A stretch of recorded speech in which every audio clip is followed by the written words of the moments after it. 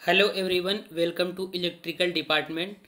आज के इस वीडियो में हम आपके इलेक्ट्रिकल 6 सेमेस्टर के सब्जेक्ट ड्राइंग सेकंड का 8वां चैप्टर देखेंगे। इसके पिछले वीडियो में हमने टोटल 7 चैप्टर ख़त्म किए हैं और उसमें आपको ऑब्जेक्टिव क्वेश्चन बताए हैं। तो आपका आज का 8वां चैप्टर जो है, चैप्टर का नेम है आपका estimation of small sub station. तो सब स्टेशन में जितने भी इक्विपमेंट लगते हैं, जितने भी उपकरण लगते हैं, जो जैसे इंडोर सब स्टेशन हो गया, आउटडोर सब स्टेशन हो गया, तो इनसे संबंधित ऑब्जेक्टिव क्वेश्चन इस चैप्टर में देखेंगे। तो चलिए हम स्टार्ट कर लेते हैं। सबसे पहले इसका सिलेबस देखते हैं तो थोड़ा सा आइडिया हो जाएगा कि ऑब्जेक्टिव क्वेश्चन कहाँ से पूछे जाएंगे। तो चलिए अब स्टार्ट कर लेते हैं। अब हम आपका 8वां चैप्टर देखते हैं। देखिए, अगर आप ये चैप्टर नहीं पढ़ते तो भी कोई दिक्कत वाली बात नहीं था, क्योंकि ये जो चैप्टर है आपका 8वां chapter estimation of electric substation, ये आपने switchgear and protection subject में सब स्टेशन पढ़ा होगा। अगर आप उसको भी अच्छे से पढ़े होंगे तो इस सब्जेक्ट का 8वां चैप्टर जो है, इसका ऑब्जेक्टिव क्वेश्चन आसानी से सॉल्व कर लेंगे। तो एक नज़र हम सिलेबस देख लेते हैं, उसके बाद फिर ऑब्जेक्टिव क्वेश्चन देखते हैं, जो कि एग्जाम के लिए बहुत ही इंपॉर्टेंट है। देखिए, इसमें सिलेबस आप देख सकते हैं। सबसे पहले आपको पढ़ना है कि main equipments and accessories install on the sub station. कहने का मतलब है सब स्टेशन पर जितने भी उपकरण लगते हैं उन सब का क्या है, उन सबको पढ़ना है आपका। उससे भी ऑब्जेक्टिव क्वेश्चन आएंगे।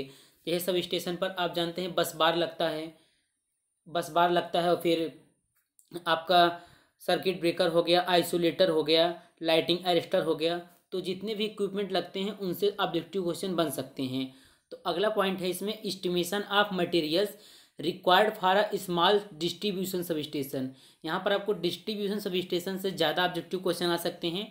डिस्ट्रीब्यूशन सब स्टेशन में इसके एस्टिमेशन के लिए जितने भी मटेरियल यूज होते हैं उनसे ऑब्जेक्टिव क्वेश्चन पूछे जा सकते हैं। अब देखिए, इसमें जो अगला टॉपिक है आपको पढ़ना है indoor and outdoor type platform and pole mounted sub station. अब इंडोर और आउटडोर और पोल माउंटेड, ये तीनों प्रकार के सब स्टेशन जो हैं, ये कितने केवी के लिए होते हैं, मतलब किसका कॉस्ट ज़्यादा होता है, किसका कम होता है, इन सबसे संबंधित ऑब्जेक्टिव क्वेश्चन पूछे जा सकते हैं। अब हम ऑब्जेक्टिव क्वेश्चन स्टार्ट करते हैं। आपका पहला क्वेश्चन देखते हैं। पहला क्वेश्चन है आपका कि पोल माउंटेड सब स्टेशनों का उपयोग वितरण के लिए किया जाता है, प्राइमरी वितरण के लिए, सेकेंडरी वितरण के लिए। क्वेश्चन है कि पोल माउंटेड सब स्टेशन का उपयोग डिस्ट्रीब्यूशन के लिए किया जाता है। 4 ऑप्शन है। पहला ऑप्शन है प्राइमरी, दूसरा सेकेंडरी, तीसरा है बोथ ए एंड बी, और चौथा है नन ऑफ एबव। तो इसका आप लोग आंसर बताइए क्या सही होगा।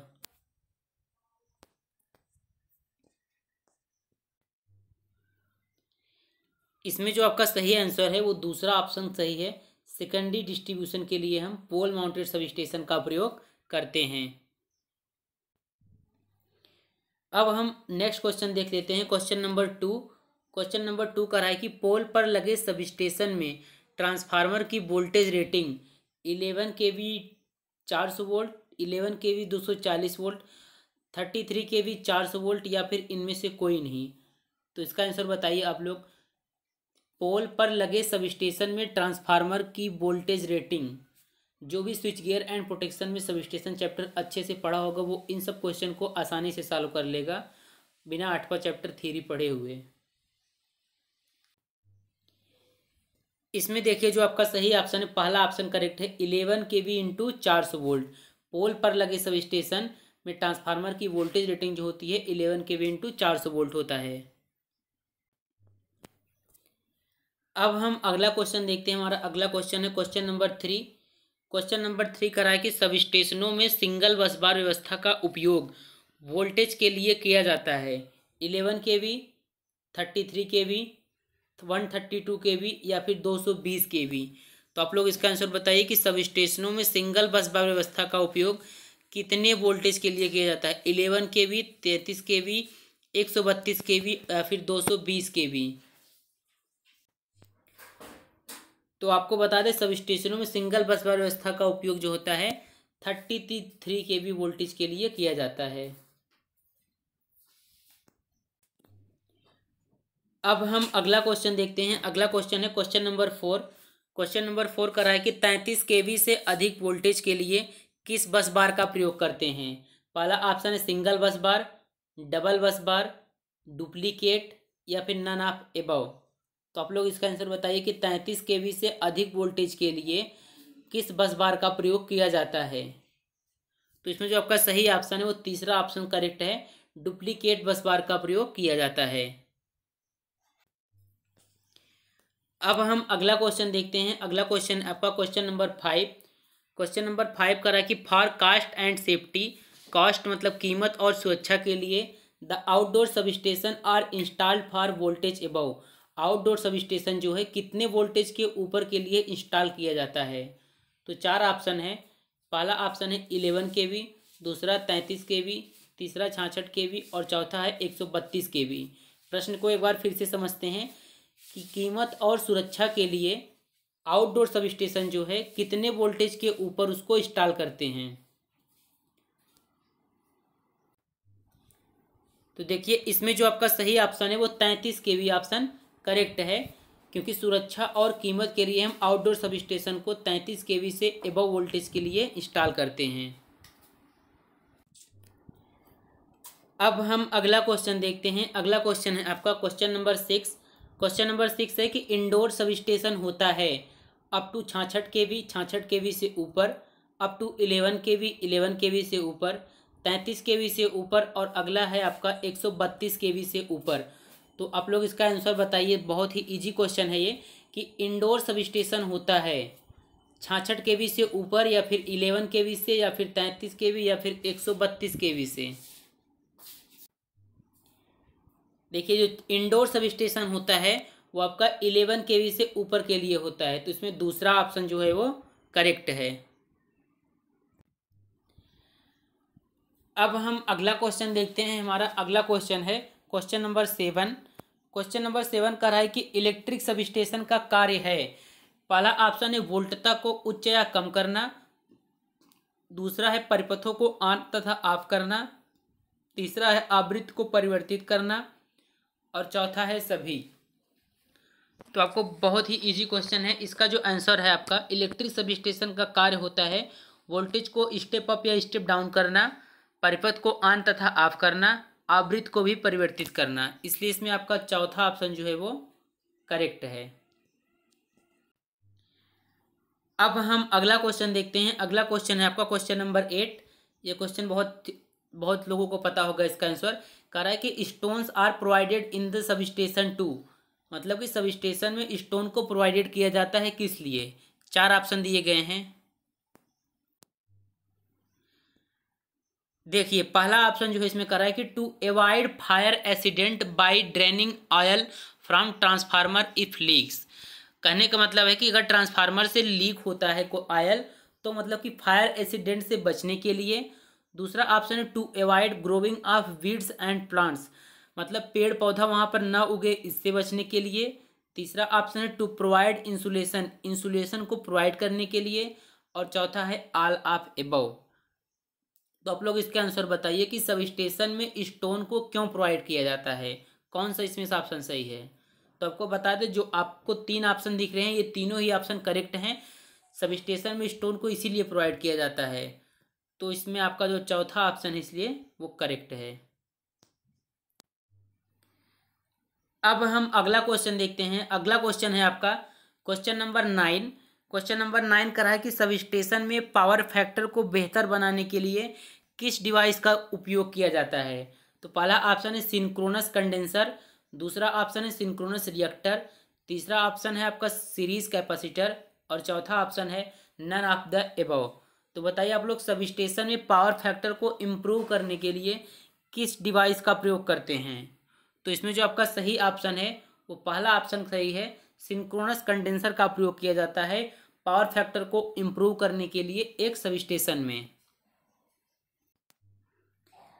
अब हम अगला क्वेश्चन देखते हैं। अगला क्वेश्चन है आपका क्वेश्चन नंबर 10। क्वेश्चन नंबर 10 का रहा है कि सुरक्षात्मक रिले मतलब कि प्रोटेक्टिव रिले।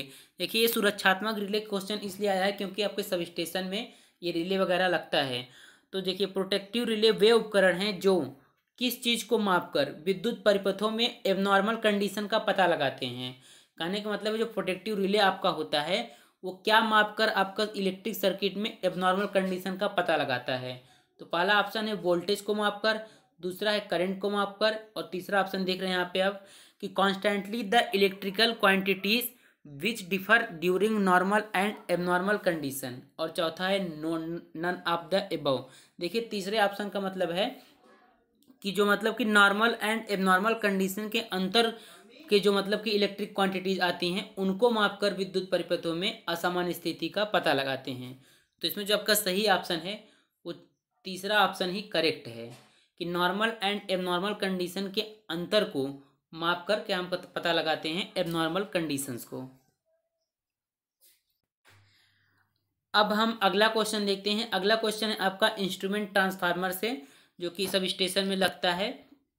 तो क्वेश्चन नंबर 11 है कि एक सीटी की प्राथमिक वाइंडिंग है ए लार्जर नंबर ऑफ टर्न, मतलब कि टर्न की संख्या बहुत अधिक होती है, नो टर्न्स एट ऑल, तीसरा है इंटरमीडिएट नंबर ऑफ टर्न्स, और चौथा है अ फ्यू टर्न्स। तो आपको अगर करंट ट्रांसफार्मर आपने पढ़ा है तो बहुत ही इजी क्वेश्चन है। करंट ट्रांसफार्मर की प्राथमिक वाइंडिंग में बहुत ही कम टर्न होते हैं, तो इसमें चौथा ऑप्शन जो है वो करेक्ट है, अ फ्यू टर्न्स। अब हम अगला क्वेश्चन देखते हैं जो कि सीटी से ही संबंधित है। Question number 12। क्वेश्चन नंबर 12 है कि एक सीटी की सेकेंडरी वाइंडिंग है, मतलब एक करंट ट्रांसफार्मर की सेकेंडरी वाइंडिंग होती है लार्ज नंबर ऑफ टर्न्स, पहला ऑप्शन है, दूसरा ऑप्शन है अ फ्यू टर्न्स, तीसरा है नो टर्न्स एट ऑल, और चौथा है इंटरमीडिएट नंबर ऑफ टर्न्स। तो आपको बता दें सीटी की सेकेंडरी वाइंडिंग में टर्न्स की संख्या अधिक रखी जाती है, तो पहला ऑप्शन जो है वो करेक्ट है। अब हम अगला क्वेश्चन देखते हैं। अगला क्वेश्चन आपका क्वेश्चन नंबर 13, आपने इसे पढ़ा होगा। देखिए कह रहा है कि टर्न्स रेशियो फॉर अ सीटी, सीटी के लिए टर्न्स रेशियो क्या होता है। तो पहला ऑप्शन है N equal N P upon N S, फिर दूसरा है N S upon N P, तीसरा है वन अपान एन पी, और चौथा एन अपान एन एस। इसे आपने पढ़ा होगा, जब सीटी पढ़ा होगा तो इसको डिटेल में पढ़ा होगा कि टर्न्स रेशियो सीटी के लिए टर्न्स रेशियो क्या होता है। इसमें जो आपका सही ऑप्शन है देखिए वो एन एस अपान क्या होता है, N S upon N P होता है। तो इसमें आपका जो दूसरा ऑप्शन है वो करेक्ट है। अब हम अगला क्वेश्चन देखते हैं। अगला क्वेश्चन है आपका पीटी से, मतलब पोटेंशियल ट्रांसफार्मर से। करा कि the primary winding of a PT has, चार ऑप्शन दिए गए हैं, इंटरमीडिएट नंबर ऑफ टर्न्स, पहला ऑप्शन है आपका intermediate number of turns, no turns at all, फिर तीसरा ऑप्शन है आपका a larger number of turns, फिर चौथा है अ फ्यू टर्न्स। तो आप लोग बताइए पीटी के प्राइमरी वाइंडिंग दिया है, एक मिनट देखते हैं, पीटी के प्राइमरी वाइंडिंग में कितने टर्न होते हैं, ज़्यादा होते हैं या फिर कम होते हैं, जल्दी से इसका आंसर करिए। तो देखिए प्राइमरी के मतलब पीटी के प्राइमरी वाइंडिंग में टर्न्स की संख्या अधिक होती है, इसलिए इसमें तीसरा ऑप्शन जो है वो करेक्ट है, a larger number of turns. अब हम अगला क्वेश्चन देखते हैं। अगला क्वेश्चन है आपका क्वेश्चन नंबर 15। क्वेश्चन नंबर 15 का रहा है कि आउटडोर सबस्टेशन की आवश्यकता है कम स्थान, ज़्यादा स्थान या मध्यम स्थान। तो इसका आंसर बताइए आप लोग। आउटडोर सबस्टेशन को कितने स्थान, कम स्थान की आवश्यकता होती है, पहला ऑप्शन मोर, मीडियम, और नाना एनी ऑफ एबव। तो आपको पता है आउटडोर सबस्टेशन के लिए हमको अधिक स्थान की आवश्यकता होती है, इसलिए इसमें आपका बी मोर ऑप्शन जो है करेक्ट है। अब हम अगला क्वेश्चन देखते हैं। आपका अगला क्वेश्चन है क्वेश्चन नंबर 16। क्वेश्चन नंबर 16 का रहा है कि अधिकांश वितरण सबस्टेशन, डिस्ट्रीब्यूशन सबस्टेशन किस टाइप के होते हैं, पहला ऑप्शन है पोल माउंटेड होते हैं, या फिर इंडोर होते हैं, या फिर आउटडोर होते हैं, या फिर ऑल ऑफ एबव। तो अधिकांश डिस्ट्रीब्यूशन सबस्टेशन जो होते हैं वो आउटडोर टाइप के होते हैं, तीसरा ऑप्शन जो है वो इसमें करेक्ट है। अब हम अगला क्वेश्चन देखते हैं। अगला क्वेश्चन है आपका क्वेश्चन नंबर 17। ये क्वेश्चन इंपॉर्टेंट है। करा कि अंडरग्राउंड सबस्टेशन आमतौर पर स्थित होते हैं कहाँ पर, थिकली पल्यूटेड एरिया में, मतलब कम थिकली पल्यूटेड एरिया में, फिर विलेज में, सिटी में, या फिर एनी ऑफ एबव। तो बताइए आप लोग अंडरग्राउंड सबस्टेशन कहाँ पर इंस्टॉल किए जाते हैं, विलेज में, सिटी में, या फिर थिकली पल्यूटेड एरिया में। तो इसमें जो सही ऑप्शन है वो पहला ऑप्शन करेक्ट है, थिकली पल्यूटेड एरिया में अंडरग्राउंड सबस्टेशन को इंस्टॉल किया जाता है। अब अगला क्वेश्चन देखते हैं हम। अगला क्वेश्चन है आपका क्वेश्चन नंबर 18। क्वेश्चन नंबर 18 है कि एक indoor sub station outdoor sub station की तुलना में महंगा होता है, अधिक महंगा होता है, कम महंगा होता है, या फिर ऑलमोस्ट बराबर होता है, या फिर इनमें से कोई नहीं। तो आपको पता ही है कि इंडोर सब स्टेशन जो है आउटडोर सब स्टेशन की तुलना में अधिक महंगा होता है। पहला ऑप्शन जो है इसमें करेक्ट है, क्योंकि इंडोर सब स्टेशन के लिए हमको क्या बनाना पड़ता है, इंडोर मतलब सब कुछ अंडरग्राउंड करना पड़ता है, तो इसलिए क्या क्या होता है, अधिक महंगा होता है। अब हम अगला क्वेश्चन देखते हैं। अगला क्वेश्चन है आपका क्वेश्चन नंबर 19। क्वेश्चन नंबर 19 कर रहा है कि the ground wire is coloured. Ground wire का कलर होता है, पहला ऑप्शन है ग्रीन, दूसरा ब्लैक, तीसरा येलो और चौथा रेड। तो ग्राउंड वायर का जो कलर होता है वो ग्रीन होता है। पहला ऑप्शन जो है इसमें करेक्ट है। अब हम अगला क्वेश्चन देखते हैं। अगला क्वेश्चन है आपका question number 20। A converting sub station with change. Converting sub station का क्या कार्य है? डीसी को एसी में बदलना, एसी को डीसी में बदलना, या फिर एसी को एसी में बदलना, और अंतिम जो ऑप्शन है आपका वो है डीसी को प्योर डीसी में बदलना। तो बताइए आप लोग, कन्वर्टिंग सब स्टेशन का क्या काम है? डीसी टू एसी या फिर एसी टू डीसी? तो देखिए इसमें जो सही ऑप्शन है आपका दूसरा ऑप्शन करेक्ट है, एसी को डीसी में बदलता है। अब हम अगला क्वेश्चन देखते हैं, क्वेश्चन नंबर 21। क्वेश्चन नंबर 21 क्या कर रहा है कि अ फ्रीक्वेंसी सब स्टेशन में बी रिक्वायर्ड फॉर। जो फ्रीक्वेंसी सब स्टेशन है वो किसके लिए आवश्यक होता है? डोमेस्टिक कंज्यूमर के लिए, कमर्शियल कंज्यूमर के लिए, या फिर इंडस्ट्रियल कंज्यूमर के लिए, या फिर ट्रैक्शन के लिए? तो आप लोग इसका आंसर बताइए कि फ्रीक्वेंसी सब स्टेशन जो होता है वो किसके लिए रिक्वायर्ड हो सकता है। तो इसमें जो आपका सही ऑप्शन है वो इंडस्ट्रियल कंज्यूमर जो होते हैं उनके लिए जो होता है फ्रीक्वेंसी सब स्टेशन रिक्वायर्ड हो सकता है। अब हम अगला क्वेश्चन देखते हैं। अगला क्वेश्चन है आपका क्वेश्चन नंबर 22। क्वेश्चन नंबर 22 का रहा है कि आउटडोर सब स्टेशन की अपेक्षा इंडोर सब स्टेशन के क्या एडवांटेज हैं? तो पहला ऑप्शन है लेस स्पेस रिक्वायर्ड, कि आउटडोर सब स्टेशन में कम स्थान की आवश्यकता होती है। नहीं, इंडोर सब स्टेशन में कम स्थान की आवश्यकता होती है, ऑपरेशन इजी होता है, और chances to fault is less. Fault के चांस जो होते हैं बहुत कम होते हैं, या फिर इनमें से सभी। तो आपको पता है इंडोर सब स्टेशन के एडवांटेज हैं कि लेस स्पेस रिक्वायर्ड, कम स्थान की आवश्यकता होती है, ऑपरेशन भी इजी होता है, और फॉल्ट की संभावना कम होती है। तो इसमें आपका चौथा ऑप्शन जो है वो करेक्ट है। तो अब आज की इस वीडियो में इतना ही। अब अगले वीडियो में इसके कुछ और क्वेश्चन लाएंगे, कम से कम 30 क्वेश्चन अगले वीडियो में लाएंगे। इसके बाद आपका ये चैप्टर समाप्त हो जाएगा। मतलब कि हमने आपको UEE, IMRE और EEE तीनों सब्जेक्ट खत्म कर दिए ऑब्जेक्टिव क्वेश्चन के साथ। इसके बाद अब जो भी है, जब तक जैसे एग्जाम का डेट अभी बढ़ा है, तो जैसे एग्जाम अब आपका 23 तारीख से स्टार्ट होगा। अगर आगे भी एग्जाम बढ़ता है तो आपके लिए हम प्रैक्टिस सेट लाएंगे, और हर सब्जेक्ट का प्रैक्टिस सेट लाएंगे। प्रत्येक प्रैक्टिस सेट में 50 क्वेश्चन होंगे जो आपके एग्जाम के लिए बहुत इंपॉर्टेंट होंगे। तो अब मिलते हैं अगले वीडियो में।